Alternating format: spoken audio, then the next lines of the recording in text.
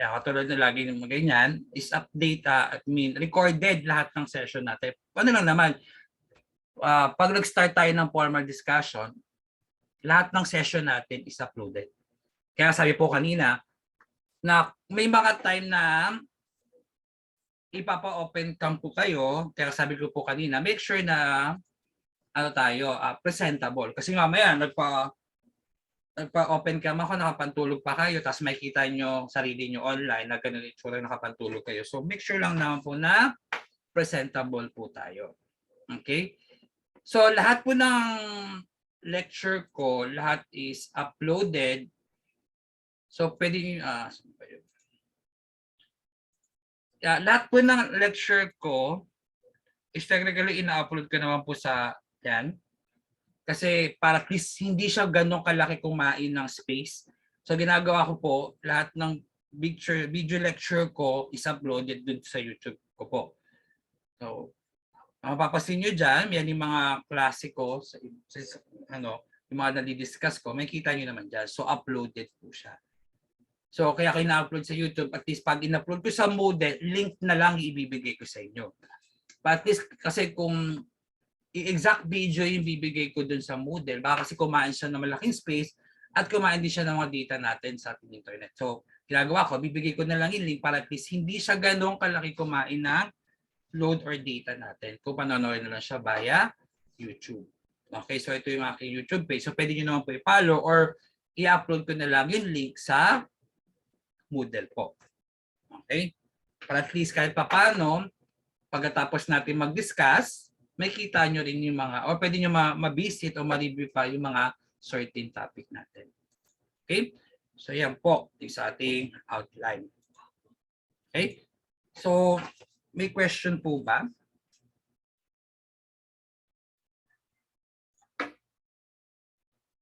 Sir, may mga nagtatanong po kung paano daw po mag-attendance sa Moodle. Sa Moodle po, ayan, pasok lang po kayo sa Moodle. Ayan na. So kung nasa Moodle po kayo, pasukin nyo lang po yung sa visual classes natin. Then makikita nyo po dyan yung attendance sheet. Yan. Ay, wait. Example ito. So makikita nyo lang po dyan, may mga paandyan na po yung mga pangalan nyo. Mag-check lang po kayo dyan kung present yan. Mag-click lang po kayo kung present kayo. Just change nga muna natin ng role.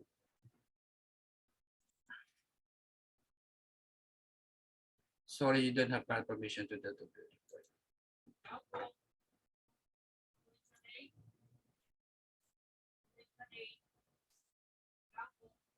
Wait lang. So ito yan, makita nyo dyan session. Yeah, may mga pangalan kayo dyan. So ang gagawin nyo, i-click nyo na lang yung link na presence kayo makalagay dyan. Okay, so may nakalagay doon na mga radio button, i-click nyo na lang po siya. Kung mag-check nyo dyan sa, sa Moodle nyo po. So, hindi ko siya alam mabili dito sa akin. Pero dyan sa inyo, pag na-check nyo siya, yung katulad na may nag-submit ng attendance. May nag-submit. Ayun, may si Charles. Yan, check nyo lang naman yung radio button dyan na tab. Okay? Huwag po kayo sa app, sa website po. Sa website po tayo. Excuse lang ako sa data, wait lang.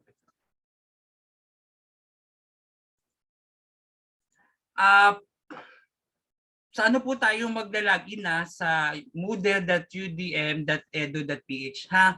Huwag po sa app kasi may nagkakaproblema po sa app. Hindi po kasi nakalink o hindi po nakasync yung sa website natin dun sa app. Okay? So para hindi po tayo makapag-problema regarding sa attendance, sa moodle.udm.edu.ph po tayo. Kasi lagin nyo lang po yung account nyo. Okay? So, back. Ito dito na yung mga pangalan ng mga nasa Zoom link, nasa ano natin. So ano tayo dito is 31. Yung dito sa attendance sheet natin. So parang wala yung pangalan ni Christian. Okay? So yun na, sa moodle.udm.edu.ph po tayo. Ha? Para makapag-check kayo. Check nyo lang naman yung present dun sa ating attendance sheet. Okay? Yes po. Si Balbakal po kasi wala pa po siya sa schedule talaga. Pero sabi po kasi ni Ma'am Atal, pumasok na lang daw po muna siya. Pasok na. O sige, i-ano ko na lang si ma'am. Ano, just in Okay case. po. Thank you. Sige, thank you. Yung tapos po, si Castillo po, tsaka si Lanot po, present po sila. Okay na si Reynalyn. Si Castillo po, mabagal daw po kasi yung disconnection ni Ari. Ay, ni Castillo po. Si Armira. Nawala po yung internet nila. Okay, sige, no problem. Si Gilron de la Cruz, nandyan na ba? Gilron, si Gison din. Kasi para ma-check ko lang kung sino yung mga wala sa list. Okay.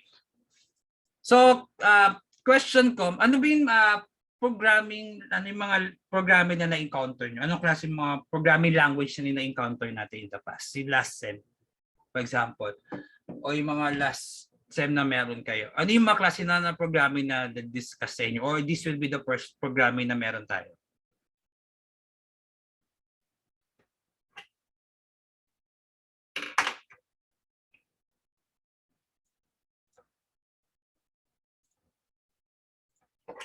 Ano yung mga programming language na meron na po tayo? Na nadaanan or na ano in the past semester? Python po, sir, tsaka Java po. Java po? Python tsaka Java.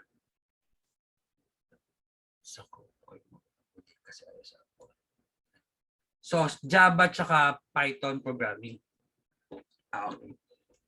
So, sige, let's have a simple overview dun sa subject matter natin kahit pa paano magka-idea kayo.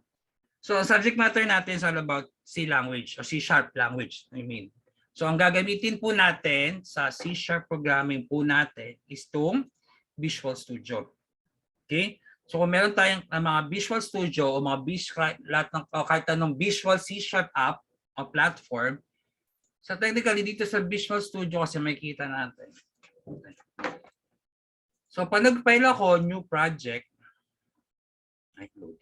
so nag-file new project tayo, dito kasi sa gamit ko na Visual Studio 2010 Professional, may iba't ibang klase na siya ng mga platform na pang visual. Okay? So, meron ditong yan. So, ito yung mga installed template na meron sa Visual Studio na gagamitin natin. So, meron siyang Visual Basic, meron siyang Visual C#, meron siyang Visual C++, and the Visual F+. Okay? So, bakit ba siya tinawag na visual? Kaya siya tinawag na visual, lahat ng requirement natin, nakikita nyo na nandyan technically. Okay? So, lahat ng kailangan kong makita sa isang platform na gagawin natin, nandito na, kaya siya tinawag na visual. So, sa Visual C# kasi, kung makita natin dito sa short overview lang to, may clean slide lang naman to. So sabi dito, C# is type-safe object-oriented language, object-oriented programming language. So enables developer to build a variety of secure and robust application. It was developed by Microsoft within the .NET framework. Okay? So ang may Microsoft Visual Studio siya, so technically, so Microsoft po ang may gawa. Ano po ba ibig sabihin ng object-oriented programming? Kaya po siya tinawag na object-oriented programming, kaya din po siya naging Visual C#, kasi po, katulad nito, yan, sige, ipapakita ko sa inyo kung paano gamitin itong Visual Studio. Diyan na lang to, hindi pa naman tayo magdi-discuss, overview lang din naman. Pipilan tayo dyan na Windows Form application, ayan. Kaya siya visual, kasi for example, JavaScript and HTML, sa JavaScript and HTML, di ba ang ginagawa natin, nag-scripting muna tayo. Ang ibig sabihin ng scripting, di ba tina-type muna natin lahat ng kailangan natin. Di ba? So, gagawin natin. So, JavaScript. Di ba? Ano natin? JavaScript, HTML. Di ba? So, may ibang klase ng programming languages. For example, C, C++. So, gagawin natin, di ba nagko-coding muna tayo? Kino-code muna natin. Tina-type muna, for example, sa HTML. Ang ginagawa sa HTML, di ba gawin natin code, HTML, yung mga JavaScripting, ganyan. Tapos, then body, whatever. Di ba? Ganyan ang ginagawa natin. Bago natin makita yung output. Di ba? Nag-output muna. Yan. So, i-code muna natin lahat ng gusto natin mangyari. So, kino-code muna natin lahat ng gusto nating mangyari.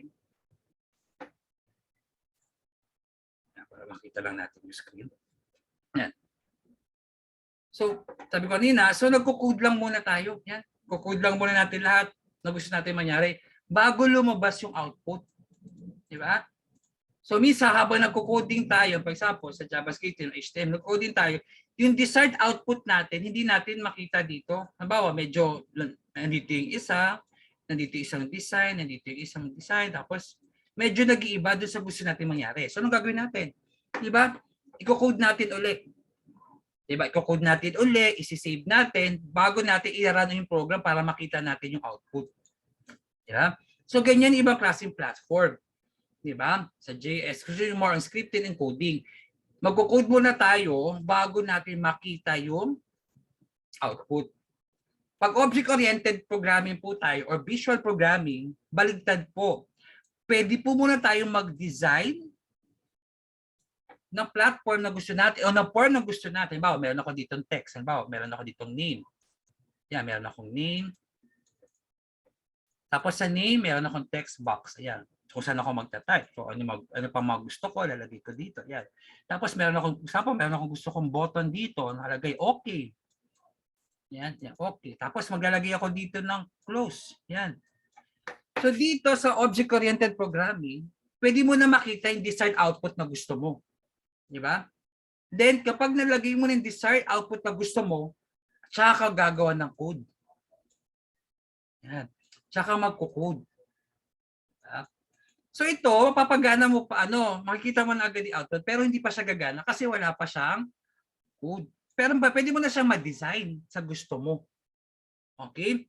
Kaya po tinawag na OOP. Yeah, OOP means Object-Oriented Programming.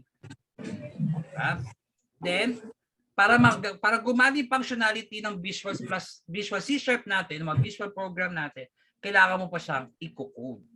Okay?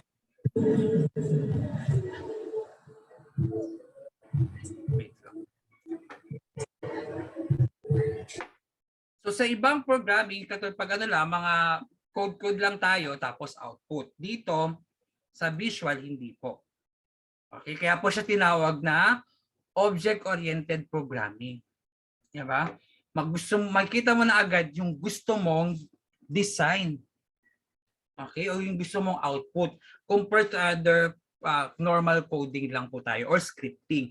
Iko-code muna po natin lahat bago natin makita yung output. Dito sa visual programming or visual C# object-oriented programming, may design ka na pero wala pa siyang functionality. Para magkaroon ng functionality in design natin, kailangan mo siyang i-code. So katulad dito, design goal po natin. You can use the C# to create traditional Windows client application, XML web server, distributed component, client-server application, or mga database application natin. Yan. So meaning, ito siya, kaya tinawag na Visual Studio or pwede tayo mag-design ng gusto natin. So ito yung basic background ng ating Visual Studio. Okay? Kung gamit nyo Visual Studio C# or basta may Visual Studio kayo. So pag object-oriented na tayo, makita natin, meron na tayong form. Itong form na to, hindi tayo mag-design ng output na gusto natin. Ano lang to, hindi pa naman tayo mag-start. So just simple overview. So ito yung gusto natin makita, sabi dito, di ba? You can use C# to create additional Windows application. Yung mga forms natin. Kaya sabi ko, di ba kanina sa natin, sa class syllabus, class discussion with example. Ito yung sinasabi ko. Mag-lecture ako nito, for example, design goals, ayan, nakabukas din po yung Visual Studio natin. Tapos, yung sinasabi ko sa PowerPoint, nilalatag po natin dito sa Visual Studio. So sabi ko kanina, di ba, dito sa object-oriented programming, pwede na tayong mag-design na gusto natin, pero wala pa siyang functionality.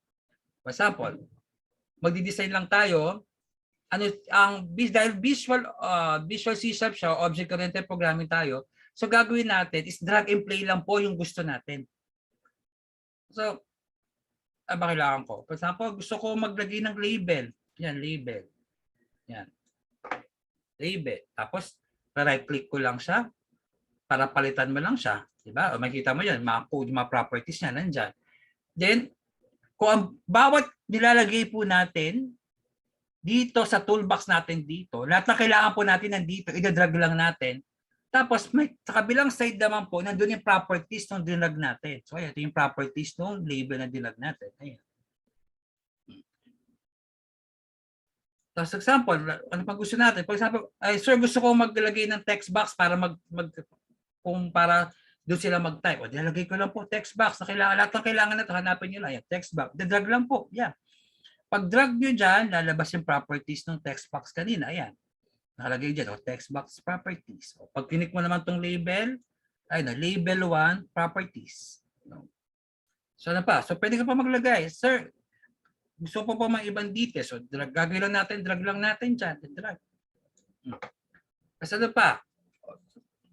Sir, gusto ko naka-button naman po. Lalagay lang natin dyan. Ito, radio button. Yan. Ilan bang radio button yung gusto natin? Yan. Tapos kung kontento ka na dyan, sir, gusto ko may submit button. Hanap natin sa button. Walang hanapin nyo lang yung button dyan sa toolbox natin. O yan, button, drag, play. Kung ilan ba button yung gusto mo, pwede naman. O. Yan. Yan tinatawag na object-oriented. Sir, leave po muna ako sa lipat lang po ang cellphone. Lobat na po kasi. Okay, sige po.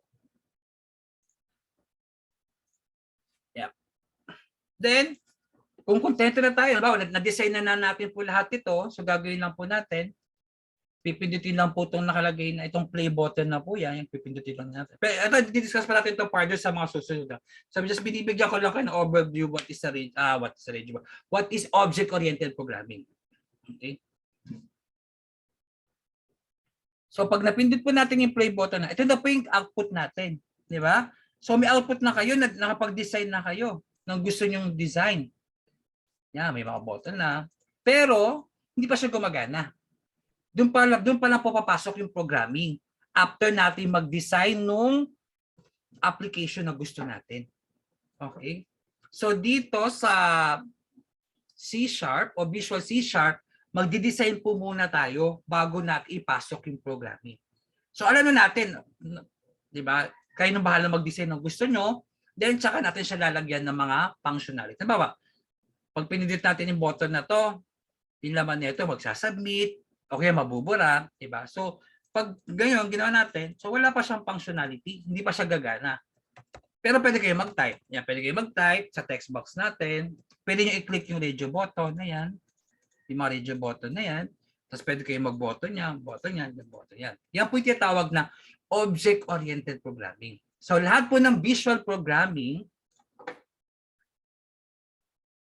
is lahat po yan, kaya tawag siyang object-oriented. Kasi lahat ng kailangan mo nandyan na, ita-drag in, drag and play na lang siya. Yung, click mo na lang, lahat ng gusto mo meron. Depende sa applicable na design na hinihingi. Okay? Kaya nga sabi po dito, di ba? You can use C# to create your traditional Windows client application, mga web server, components, yan, or database. Use ito yan. Ito na yung output natin, mga programming natin. Okay? Tapos, doon pala papasok yung mga coding function. Pagtapos nung design. Diba? Hindi katulad na sabi ko kanina, halimbawa sa ibang klase ng programming, pag hindi siya, halimbawa C#, C, C++, programming, scripting, na iba yung mga scripting natin. Scripting natin yung HTML, yan, mga JavaScript yan. Scripting lang siya. So ginagawa natin, nagko-code muna tayo. Di ba? Nagko-code muna tayo. Yan, mga coding part muna na gusto natin. Bago natin ma-reach out yung proper output natin. Di ba? So pag nagmali ka sa coding natin dito, so mali yung output mo sa mga normal. Di ba? So dito sa object-oriented programming, alam mo na yung itsura ng output mo. Lalagyan mo na lang siya ng functionality.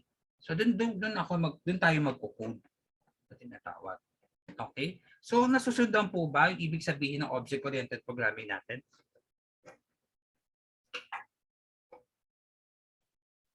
Yes po, sir. So kung may mga Yes po, sir. Sige, thank you. So kung may mga Visual Studio naman kayo, so in case na nagdi-design na tayo, so pwede naman yung sundan na lang din naman o sabayan yung coding natin sa mga susunod na araw.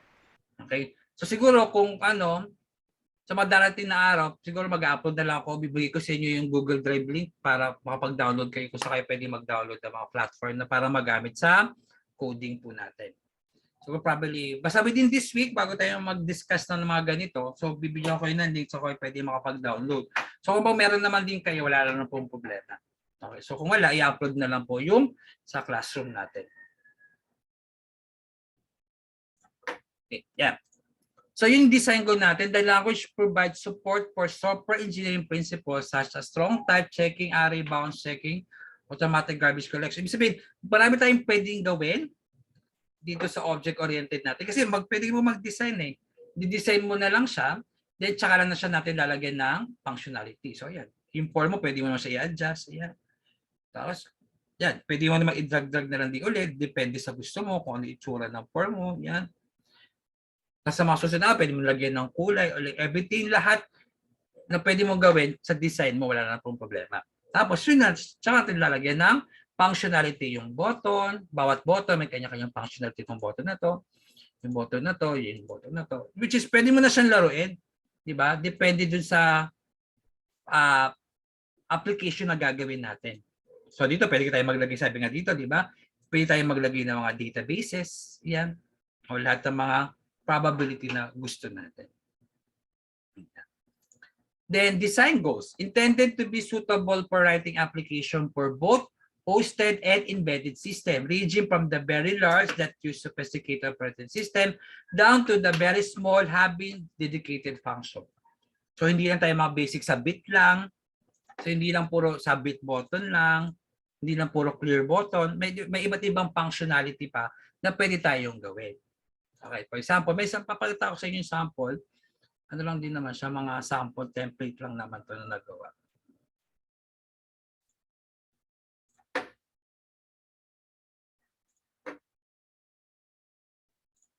Para makita lang kayo na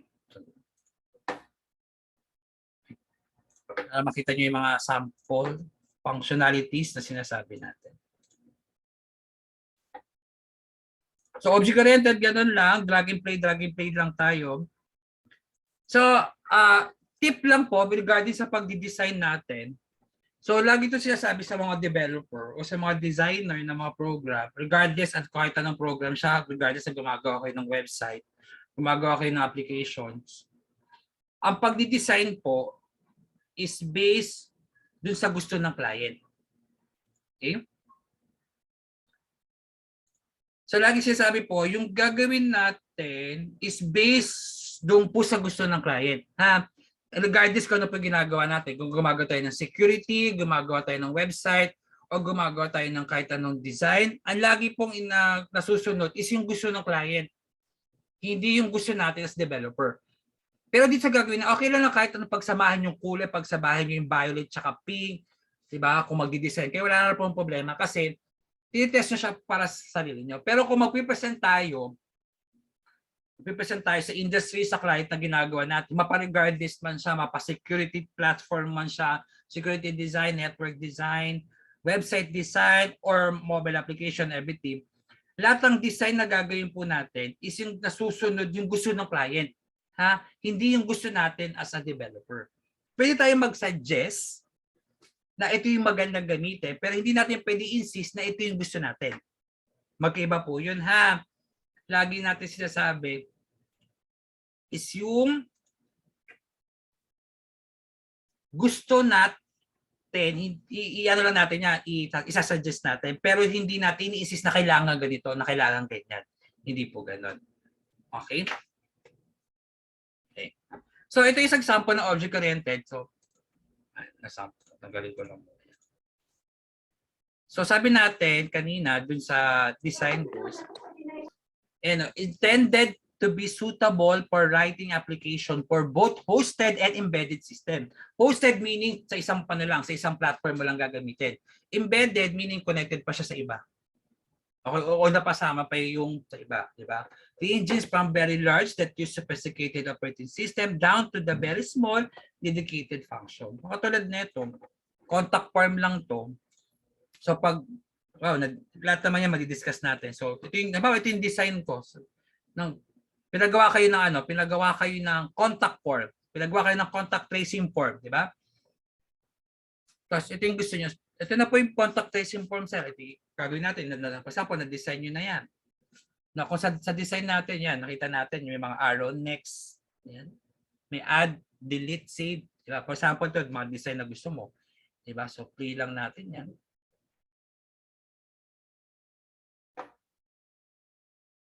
Then, halimbawa, itong form na to, pwede mo siyang import o isama pa sa ibang sa iba pang output. Yun ibig sabihin ng embedded. Yan. Pwede pa natin siya isama sa iba pang system. So yan, pag gumagana na to, may function na to, pwede na kayo mag-type. Ayan. Enter, ayan, Garcia, enter, phone number, for example, email address. Ayan. So you can you see at gmail.com, yan. Tapos, enter mo na ulit. So, automatic yan. Diba? So, automatic. Sabihin, for example, ito, pwede mo pa siyang, pag sinave mo siya, for example, pwede mo siyang isave using Microsoft Excel o pwede mo siyang isave sa ibang platform. Depende po yun sa design na gusto nyo. Diba? So, lagi naman yun. So, lahat naman po nag-design natin, depende po sa kanya-kanyang functionality o sa kanya-kanyang function. Okay? Kaya nga sabi dito, ito yung mga design goal natin. Intended for suitable application. Di ba? So, yung dapat, yung design natin, nakadepende kung ano yung gagawin mo. Di ba? Kung para saan ba itong gagawin natin. So, hindi basta-basta lang tayo maglalagay na, sige, dito ka. Hindi lang tayo puro drag and play. Yeah, ito, drag. Hindi ka lang puro click ng click. O sige, dito ka tayo lalagay. O dyan ka. O susunod, lalagay ako, sige, dito ka. O tapos, meron pa dito ka uli. Diba? Hindi po yun. So, sa pag-design, gusto mo para mas maganda, ganyan. Ginawa mo siyang ganyan. Ayan, ganyan. Gusto mo ganyan design. Oh, yan. Ginawa mong ladder. Diba? Gusto mo ganito naman. Ginawa mong aesthetics yung design mo. Which is, wala na pong problema. Pero make sure lang po, kapag gagawa tayo ng design, yung design ng platform natin, naka-intended siya dun sa functionality niya. Di ba? Kahit sabihin po natin, drag and play naman po kasi kahit talipat-lipat mo naman yan, wala lang siyang problema. Di ba? Pero syempre, may pa rin, may suitable design yung bawat natin, bawat gagawin. Di ba? Sabi niyo, sir, bahala ko mag-design. Di ba? Pero syempre, yung design natin, intended pa rin kung ano ba yung goals natin, kung bakit natin dinesign ng gano'n. Okay? So, yun po, ibig sabihin na intended for suitable application. Okay? So, drag and play lang siya. Tapos, kung ayaw mo na siyang uli, edi para din naman siyang Microsoft Word o mga Office platform natin, pwede mo siyang i-highlight. Ayan. Tapos, pinutin mo lang delete. O, di ba, ready na yung platform natin. Diba? O, click mo lang din naman yan. So, pwede mo naman i-click lang din siya. So, click mo lang yung mga icons na meron ka dyan. Tapos, pinutin mo lang delete. So, yun lang din naman siya. Mga basic functionality ng Microsoft, makikita rin natin dito. So, dahil Microsoft Office naman siya. Ay, Microsoft Platform. Diba? So, gusto mo, isa lang yung gawin mo. Yan, isang button lang. Then using the power of copy paste. So yan, pindutin mo lang siya, Control C. Control C, tapos Control V. Oh. So lahat ng shortcut na ginagamit natin sa Microsoft is applicable din po dito. Kasi nga po, Microsoft naman po yung gumawa. Yan, yung mga copy paste natin is applicable siya dito. So kaya siya naging object oriented. 'Di ba? Kasi intended design mo nandun na siya, yung mga gusto mo natin mangyari. Okay? So ito natin, yung pagdi-design po is nakadependent po sa client natin, hindi po kung ano po yung gusto natin. So magkaiba po yun ha. Magkaiba po yung gusto ng client as yung gusto natin as the developer. So ganun di ba pag sa cybersecurity natin, so sa network natin, so syempre, kayo tayo magdi-design, tapos ipipresent lang natin na ito yung possible na pwedeng mangyari. Di ba? So, kung may suggestion si client, syempre, yun pa rin susundin natin. Tapos, gagawin natin is magbibigay lang tayo ng idea. So, sasuggest lang po tayo. Okay? So, yan po yung design goals yung tatandaan. Ha? So, object-oriented siya, kasi tinawag na object-oriented is drag and play. So, lahat ng shortcut na ginagamit natin sa Microsoft Office o sa Microsoft product is applicable din po sa C#. Okay? Then, web short history. It was created in 1999 by principal designer and lead architect of Microsoft, which is Anders Helsberg. Has gone through several versions, currently at version 4, which is released on 2010. So ito yung ginagamit natin. So ang latest nila is itong Microsoft Visual Studio 2010. So kung nakapag-download kayo ng Microsoft Studio 2003, 2007, 2010, okay lang po yun. Kahit magkakaiba po ng platform o version yung ginamit natin, kung ano pong meron sa 2003, ito nakikita nyo dito, kung ano po nakikita natin dito sa mga forms na yan, lahat ng buttons or icons na yan, nandun din po sa 2007 or 2003 kayo. Meron din, lahat ng meron sa 2003 nasa 2007 din o 2010 or whatever. Pare-parehas lang po yan. May mga additional function lang, add-ons na tinatawag, pero yung functionality nila pare-parehas. May add-on sa 2010 na wala sa 2003 kasi higher version siya. Pero yung 2003 mo, gagana pa rin naman. Yung 2010, gagana pa rin siya sa 2003 na coding mo. Kasi parehas lang naman po yun. Okay? Yung additional add-ons or platforms lamang yung wala. Okay? So it's very similar. So it's syntax similar to C, C++, and Java. Syntax is highly expressive. Key picture, yung mga null function. So bakit very similar? Kung familiar po kasi tayo sa mga typical coding natin, actually, lahat ng klase ng coding, pare-parehas lang po yung syntax and algorithm. Kung paano siya gawin, kung paano siya paganahin, halos parehas lang po. Lahat ng klase ng programming platform. Ang pinagkakaiba lang po yung wordings. Diba? So, kung paano tayo kung paano po paganahin yung mga mga math operators, katulad ng plus, minus, times, divide natin. Yan. Paano maglagay ng, paano gumana yung while loop, for loop, kung pamilya tayo sa looping na yan. Halos pare-pares lang po yung nila, yung logic, yung syntax and algorithm. Nagkakaiba lang po yung wordings o yung language na ginagamit. So magkakaiba lang ng language. Pero kung paano mo siya paganahin, parehas lang. For example, sa C, kung mag-input tayo sa C, ang ginagamit, print. So ang ginagamit sa output, print. Sa input, scan. O, di ba? Tapos sa C++, ano ginagamit? We have C in, tsaka C out. Yan, for example, yung mga yan. So, pag mag-input, scan. Sa C++, C in, so input. So, printf, C out. Di ba? Ano pa? Meron tayong mga ginagamit. Di ba? So, has pare-parehas lang din naman. So, kung paano natin siya inintindi, yung sa pinaka-lower programming to the higher programming, parehas lang po. Same lang yung logic. Mababago lang po yung language o yung wordings na gagamitin natin. Okay?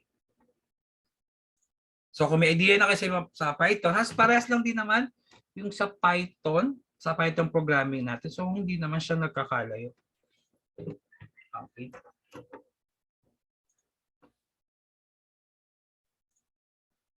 So dahil sa governance standard, so dahil Microsoft din po ang gumawa, so sabi ko nga kanina, lahat ng shortcut, lahat ng meron is applicable sa C#.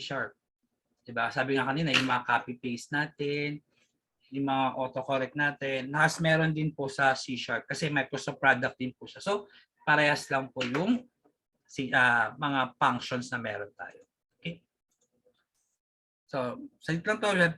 So, we have advantages. So, yun nga, interoperability, inter-process enabled C# program. So, do almost anything that a native C++ application can do. So, sabi ko kanina, pare-parehas lang po yung syntax and algorithms ng bawat programming languages natin. Pinagkaiba nga lang po yung word list o yung language kung paano isasulat yung bawat function. Isa sa main advantage siya, madali siyang gamitin. Bakit madali siyang gamitin? Kasi sabi ko nga po, dahil naka-visual tayo, drag and play lang po siya. Meaning, lahat ng gusto mo, idadrag mo na lang mula dito sa toolbox mo to the form. Kung saan tayo gagawa ng design, ang tawag doon, form, ha? Yan, plug and play ito. Yan, click mo na lang lahat ng gusto mo yan. Lahat ng kailangan na meron tayo, papasok mo na lang dyan, o pasok mo lang siya. Yan. So, kaya tinawag siyang easy to use. Ha? Yan. Kasi, mabivisualize mo na yung output na gusto mo. Diba? Hindi mo na kailangan mo na i-coding muna bago mag-design. Dito, design, tapos lalagyan mo na lang siya ng functionality. Well, na-design ko na siya ito. So, lalagyan mo ng functionality itong discrete na to, lalagyan mo ng function itong x na to, lalagyan mo siya ng function, doon papasok yung coding. Okay? Yun yung sabihin ng easy to use. So, syntax allow user for similar with C, C++, or Java to start coding in C# very effortlessly. So, sabi ko nga, kung marunong kayo mag-Java programming, o JavaScripting, mga other lower programming. So Python parehas lang din naman po.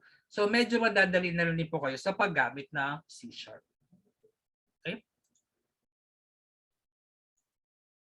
Then, reliability, progression of version give the user the feeling of reliable nature of standard. Yun nga, sabi natin kanina, and lastly, support of community. Yung sabi ko kanina, dahil Microsoft product po siya, so lahat ng shortcut na pwede natin magamit sa Microsoft, magagamit din siya sa C#. Then, kahit gamit natin version 2003, 2007, or 2010, yung design natin na gagamitin, gagana po yun sa tatlong platform. So, bawal, nagdi-design ako sa gamit ko 2010, gamit mo 2003, tsaka 2007. Okay lang po yung parehas lang din po yung kalalabasan. No? Parehas din po yung steps na gagamitin natin. Mayroon lang siya additional add-ons. Ibig sabihin may mga part na na nadadagdag sa bawat higher version. Pero lahat ng basic content ng Visual Studio regards 2003, 2007, 2010, nandun po siya lahat. Okay, so hindi naman siya ang disadvantage lamang niya ay yun lang, yung iba kasi may bayad. Kasi dahil Microsoft product po siya, so may mga portion sa Visual Studio, anything na Microsoft product, yun lang po, may bayad. Yun lang po yung disadvantage na. Kung may dadagdag tayo na add-ons or applications sa Visual Studio natin, syempre, dahil pag-aaral siya ng Microsoft, syempre, kailangan mo siyang bilhin. Okay? Then, application, so C programs run on the .NET framework, which is integral components on Windows that include in virtual execution system called Common Language Runtime or CLR. Likewise, C# programs run on a unified set of class library as well. So, yung application natin will be run under the .NET framework. Pero, ang gagamitin natin sa pagko-coding po ay Microsoft Visual Studio. Okay? Hindi po .NET ang gagamitin. Meron kasi Microsoft.NET, ha? Baka malito kayo. Meron po kasi Microsoft.NET. Pero ang gagamitin po natin is Microsoft Visual Studio. So, para pare-pares po tayo. So, ang gagamitin po ay Microsoft Visual Studio. Okay? Meron din po siya sa .NET, pero iba po yung syntax ng .NET. So, ang gagamitin natin ay yan, Microsoft Visual Studio 2010. Okay? And lastly, yan. Thank you. So, yan po. That's the BDN for the overview. So, simple overview lang regarding the Microsoft Visual Studio or Visual C#. Okay, so may question po ba? Sir, pwede po mag-ask. Ano po? Pwede po mag-ask about po sa groupings kung meron po. At normally wala pong groupings kasi ano po, individual po to. Individual po ang grading dito. So ano po, kaya isang machine problem lang po pero kanya-kanyang submission po. Wala po tayong groupings dito. At this moment wala naman kasi lahat ng machine problem na didesign ko dito is individual naman po siya. So hindi pa naman po siya required for the groupings. Tama ba, groupings po yung tinatanong, no? So wala pong groupings po dito. So sino pa po may tanong?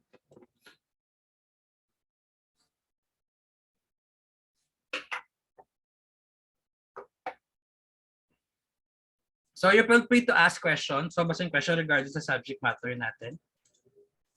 Okay. Okay, so wala. So to summarize lang po yung course requirements natin. Tatandaan, ang synchronous po natin, meaning every time magdi-discuss po ko lahat ng content natin is every 10:30. Okay? So, ang synchronous classes po natin is laging 10:30 to 12:30 maximum po. So, depends sa mga topic discussion natin.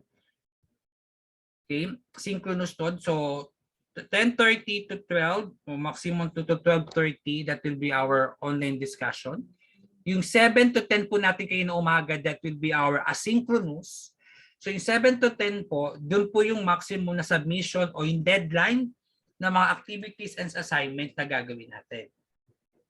So itong 10:30, dito ko magdi-discuss lang lahat ng kailangan nyo na gagawin nyo naman sa asynchronous. Which means ang deadline ng bawat asynchronous activity nyo, ang maximum is 1 week. So ulitin natin, magdi-discuss ako today, tapos ang submission niya until 19. Bago mag-klase ng 10:30. So meaning, yung 7 to 10, yun yung deadline natin. So discuss ko ngayon, 12 for example, sa 19, deadline yun ng first activity. So magdi-discuss ako ng 10:30 ng 19, so ang deadline is 26. So 1 week po ang deadline ng quizzes, assignment, and assignment tsaka machine problem. So 1 week po yung mga natin, period. So 1 week period po tayo. Then, don't forget, bago matapos ang klase natin, mag-attendance po kayo sa Zoom. Zoom sa Moodle natin. Then, papasok po kayo sa moodle.udm.edu.ph. Wag po sa app. Sa browser po tayo lagi mag-attendance sa browser. Pag sa app kasi baka magka-problema kayo. Then, course syllabus is uploaded na para maging familiar kayo. Then, file will be uploaded on my YouTube channel. Then, sisend ko na lang yung link sa Moodle. Pwede naman kayo mag-subscribe if you like. So, yan po yung aking YouTube page. So, lahat ng discussion natin is recorded and will be uploaded on my channel. So, anytime pwede siyang mabisit. Anytime pwede nyo siyang mapanood. Okay? Sir, may question lang po. Yes po. Yung PowerPoint po na diniscuss niyo po ngayon, ipopost niyo din po sa Moodle, di ba po? Apo, may naka-ready na po dyan sa Moodle. So, hindi ko pa siya, naka-ready na po yung lecture which is yung overview. Which is pwede nyo naman panoorin later. Pwede nyo naman i-download. Thank you po. Okay, sige. Thank you. Pero ito, yung platform na to, sa ano ko lang siya ibibigay sa GC na lang Hindi ko na siya i-upload dun sa sa Moodle Bibigay ko na lang yung link sa inyo sa GC. Okay? Kasi baka bawal mag-upload dun sa sa Moodle. So bibigyan ko na lang kayo ng link sa GC, Bibigay ko na lang yung Google Drive link ko, tapos doon na lang i-download yung mga platform na kailangan nyo na pwede ko ibigay. Okay, so siguro probably this week bago tayo mag-klase by next week. So ibibigay ko yung link natin for kung wala pa kayong nada-download na o kung wala pa kayong Microsoft Visual Studio. Okay? Pero kung mayroon na, wala lang po problema. Okay? Then so pwede nyo pwede nyo ako i-message sa GC. So kung wala pa kayo sa GC, pa-add na lang po kayo sa classmate nyo sa GC para if ever may concern po kayo, pwede nyo po akong i-call out doon. O ba, may nakalimutan kayong tanong dito sa Zoom natin, pwede nyo po ako i-call out sa class. Anytime pwede nyo akong i-message. Wag naman ako i-message ng mga daling araw, ha? So pwede hanggang mga until midnight yung pwede naman. Pero wag mo kayo mag-message ng alas 3, alas 4, mga ganun. Okay? So, pwede nyo ako i-email. So, this is my email address. Yan. So, consultation hour anytime, pwede nyo ako i-message using your... Kung pwede ko makapaglagay ako sa Moodle ng chat or pwede direct chat nyo na lang ako sa GC. So, makikita nyo naman ako doon sa GC. So, doon nyo na lang din naman ako i-message. So, technically for the grading system naman, so naka-default lang naman po yung ating grades. Diba? So, quizzes and quizzes, so nakadepende yan kung ilang quizzes po tayo. So, depende po yun sa topic na madidiscuss natin. So, depende po yun. Kung ilan yung number of quizzes na maano natin. Okay? So ito na yung list, so 30 pa rin. So, may message ko na lang si Ma'am Atal regardless kung sino dito yung wala sa pangalan. Okay? Then, syempre, familiar na kayo for the grades. So, number of quizzes is depende po sa number of topic natin. Pero ang normal lang quizzes ko per chapter.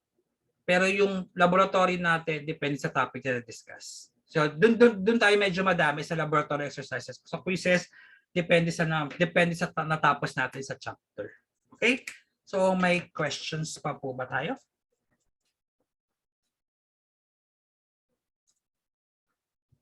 So, don't forget to attendance on the Moodle, ha? moodle.udm.edu.ph. So, click lang po yung present using the browser. Okay? So, may nakapag-attendance na naman na iba. Okay? So, may questions pa po ba tayo?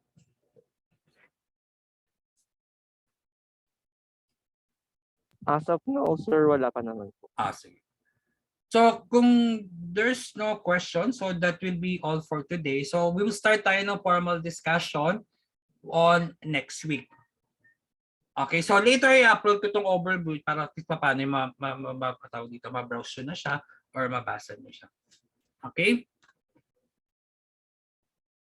Sige po. Okay, sir. Okay. So, that's all. Kung wala na pong tanong, thank you. Kita na lang po tayo. Bye.